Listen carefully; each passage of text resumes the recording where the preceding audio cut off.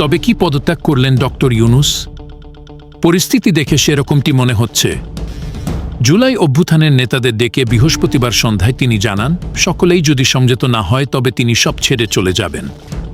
গণমাধ্যমে খবর বেরিয়েছে, পরিস্থিতির সাথে মানিয়ে নেওয়া ছাড়া এই মুহূর্তে প্রধান উপদেষ্টার হাতে একটি মাত্র উপায় হচ্ছে পদত্যাগ করা। তার কাছে বিকল্প খুবই কম বলে মন্তব্য করা হয়েছে। প্রধান উপদেষ্টার সাথে সেনাপ্রধান জেনারেল ওয়াকরুজ্জামানের মৌলিক কয়েকটি বিষয়ে স্পষ্ট মত পার্থক্যের বিষয় গত কয়েক মাসে জনসম্মুখে চলে এসেছে।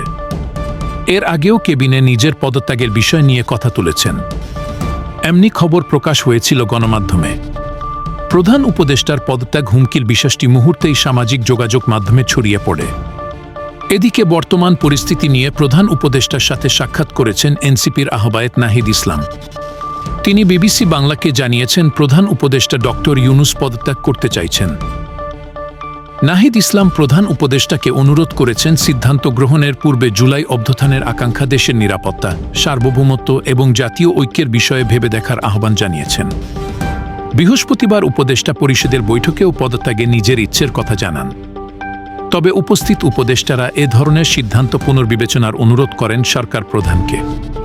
প্রতিদিনই কোনো না কোনো আন্দোলন নিয়ে হাজির হচ্ছে রাজনৈতিক দলগুলো, যার কারণে ডক্টর ইউনূস অনেকটাই বিরক্ত। তিনি হয়তো খুব শীঘ্রই পদত্যাগ করতে পারেন বলে ইঙ্গিত পাওয়া গেছে। সুপ্রিয় দর্শক, আপনারা ডক্টর ইউনূসের পদত্যাগ চান কিনা কমেন্টস করে জানাবেন। সেই সাথে ফ্ল্যাশ পয়েন্ট নিউজ চ্যানেলটিকে সাবস্ক্রাইব করে রাখুন।